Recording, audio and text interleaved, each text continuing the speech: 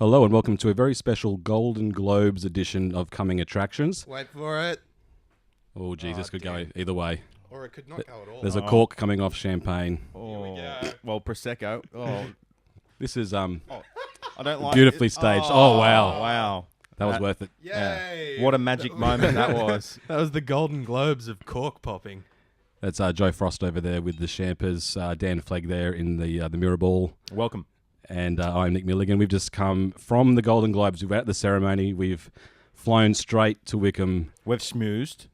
Bit of schmoozing, Schmoozed. pressing the flesh, as they say. We've got some severe bruising as a result.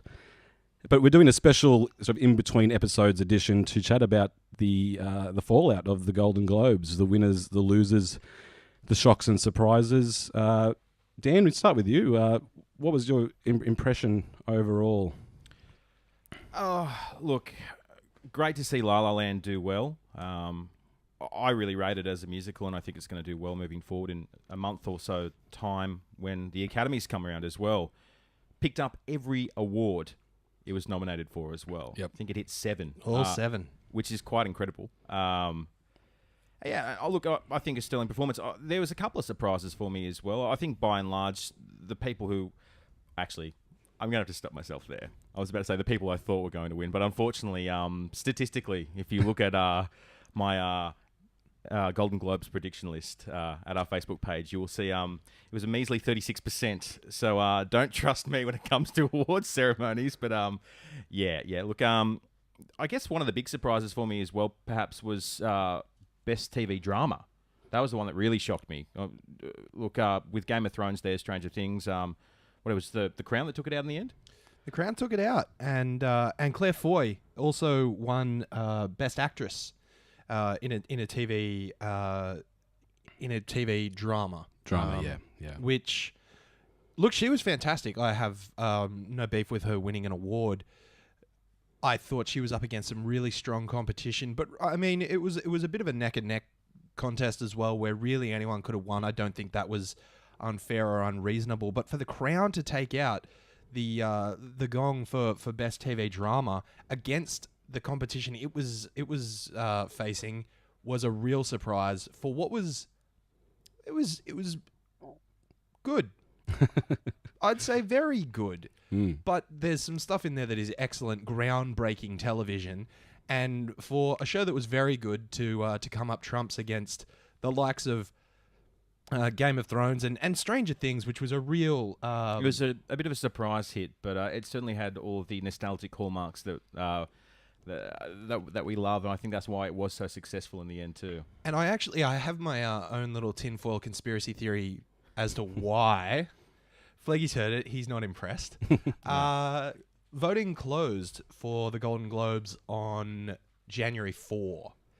Now, the Queen has been ill this past fortnight, 2-3 weeks. And Sympathy vote. I have a sneaking suspicion a few people went, geez, imagine if Lizzie, is the last of the 2016 fatalities. And I reckon it got some sympathy votes in people thinking it would be very fitting for the Queen to have passed away and for the show that honours her memory to clean up. That's my little... Has she been seen in 2017? I mean, yeah, she's back out there. She's back out there today. She's been very unwell. It could be a Weekend at Bernie's style scenario.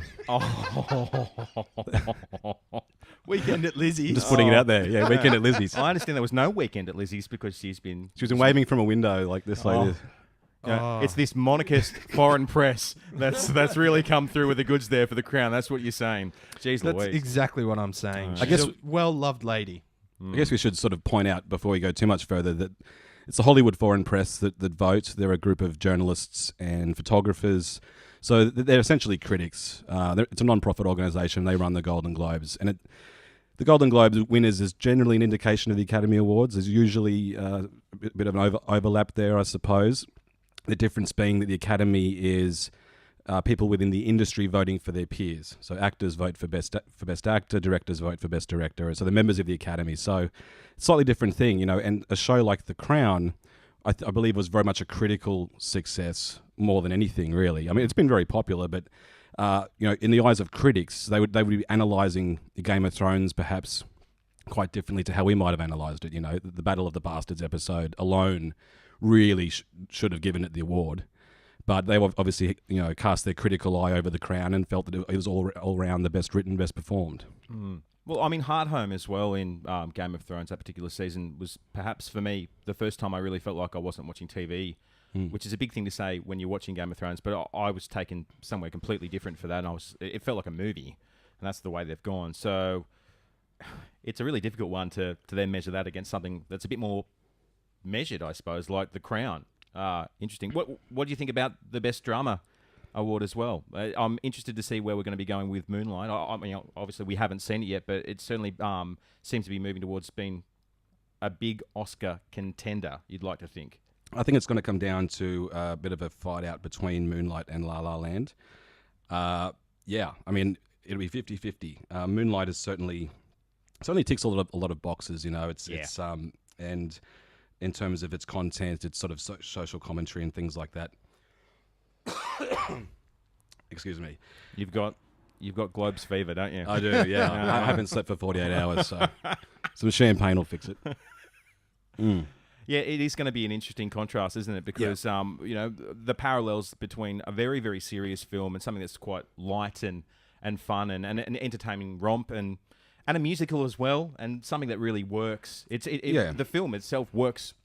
I think it's really well measured between, you know, the musical elements and great scripting. I like it because it's just very cinematic.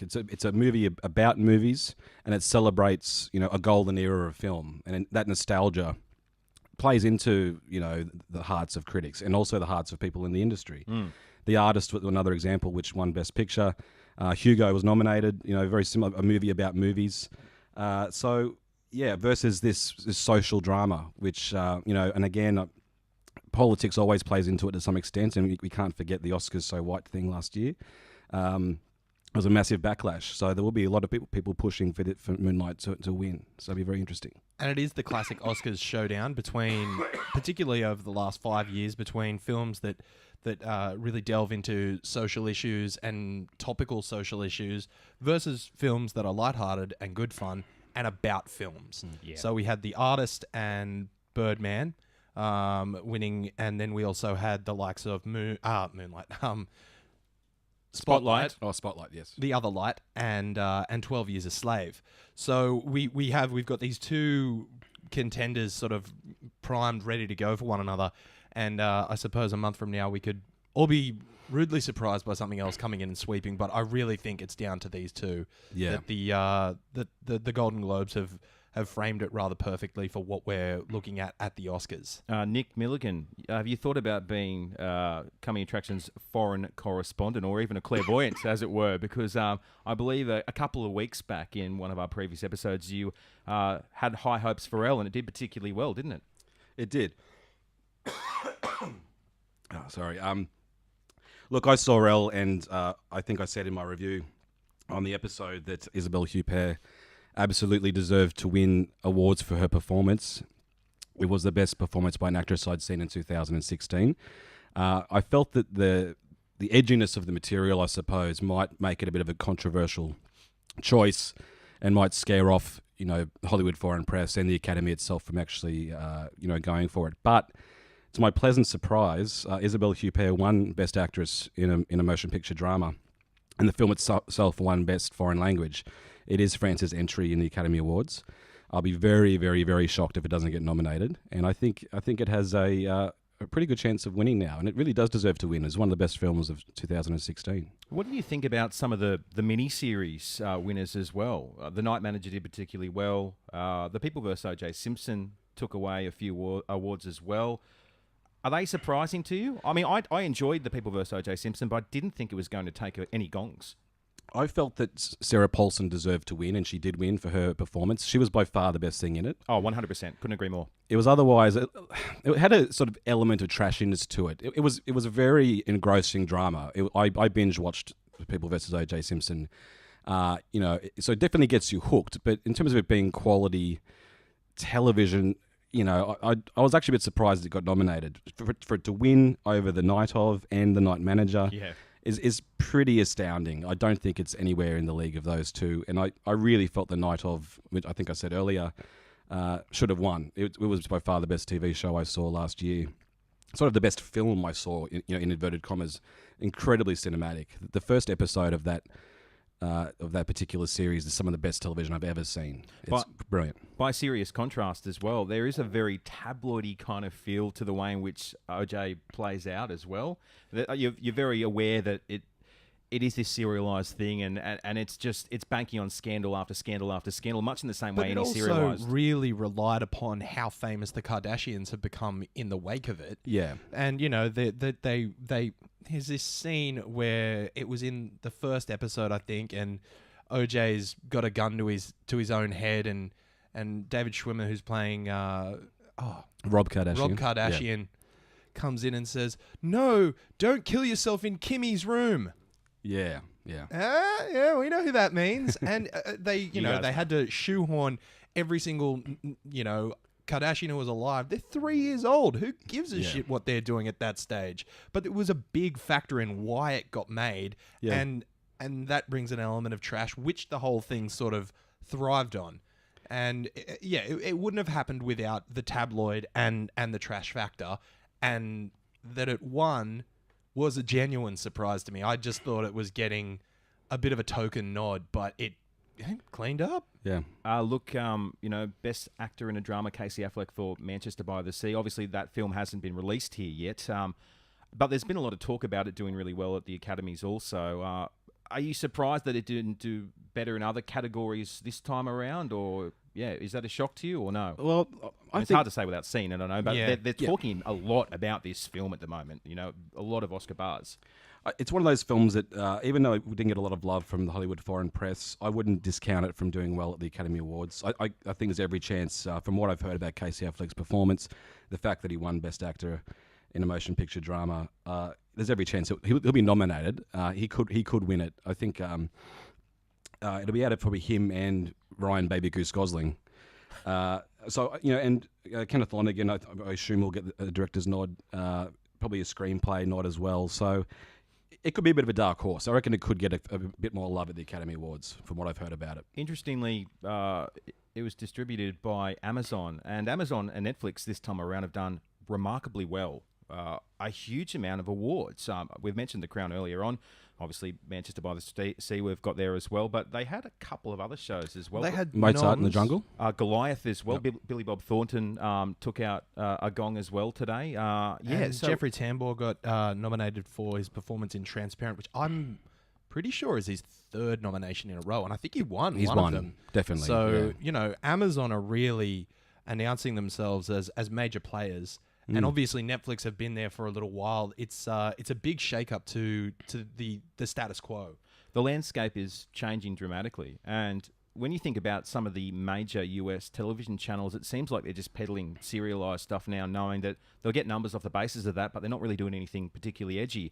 And I suppose that gap in the market has created, I guess, the place in which Netflix and Amazon and the likes now sit. It's quite incredible, but I mean, it's great for us, the viewers at home, because... Well, it's also going to force the hand of the established system of a film comes out and then 4 or 5 months later, you're able to watch it at home. Now, with Amazon just having arrived in Australia with Amazon Prime and Amazon Video ready to go, with Manchester by the Sea, if it does particularly well, I reckon they're not going to wait the established period of time for it to then be released in a home setting. They're just going to go, won the Academy Award, it's done its run at the cinemas, and 2 weeks later it'll be there ready for you to sign up, to get your subscription and go see that Academy Award winning film. Yeah, quite often in Australia they wait for films to come out around the time of the Oscars, so they drop them in America in time to be nominated for the Academy Awards, and then they hold them back for certain markets like Australia until they get nominations and win some stuff. And I think that's the case with Manchester by the Sea. If Moonlight's been released here, it's only very recent. I don't think even Moonlight's been released here yet. So they hold off a little bit. I also noticed that Elle is going to get a re-release. So I saw it in Newcastle, a very limited run. But now on the Event Cinemas website, it's saying February 27th or something. So they're actually going to give it a second crack now that it's winning some serious awards, which is good. Hopefully some more people go to see it. 100%. Look, just to wrap up, obviously anyone that touched base with our Facebook page today prior to the Globes going out would know that. Cheers to you. Look, we put we put up our predictions, our nominations. I suppose now we have to talk about where we fell down, and I fell down bad, real bad. I fell down worse. And then there was Nick Milligan, who Yeah. More than a pass mark. I think if, by university standards you're getting... you're the Kobe Bryant of this team. You're scoring points, you're winning games. He's the clutch guy. That's who you look to when you want to know who's going to do well at these big Hollywood events. Look, I was really pleasantly surprised. I actually didn't pick Isabelle Huppert to win Best Actress. I thought they'd go with Natalie Portman for her performance as Jackie O, which has been getting a lot of buzz. So I actually wanted Isabelle to win, but I didn't pick her, and she did win. So I fell down there. I was really happy that they picked Aaron Taylor Johnson in Best Supporting Actor in a Drama for Nocturnal Animals. Yeah. He's terrifying in that movie. You'll be thinking about his performance for days after you see the film. So look, he's a real dark horse to get an Academy Award. I think it's by far the best thing he's done, and he's always a pretty solid actor. So I was glad I picked him, and I think Viola Davis, it'll be her versus Emma Stone for Best Actress at the Academy Awards. That'll be another showdown. But, yeah, I was glad I jagged a few. Viola Davis got supporting actress. Viola Davis did? Yeah. Oh, okay. Yeah. So she did too. Yeah. For so Fences. Yeah. Maybe they'll just clean up. Fences is another one that hasn't been released here yet. I'd say it's a similar scenario. They're waiting for it to win some stuff, and I've got no doubt that Denzel will probably get some Academy love as well as Viola, because Denzel actually directs that as well. So yeah, it'll be interesting to see how he goes. So out of 25, what did you get though, Nick? 16, solid 64, which is maybe not quite a credit.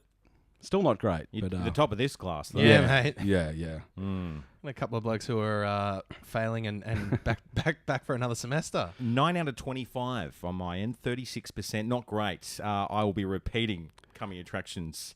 Yeah. Yeah. I got a pink slip too. Just didn't study hard enough. 8 out of telling you. 25.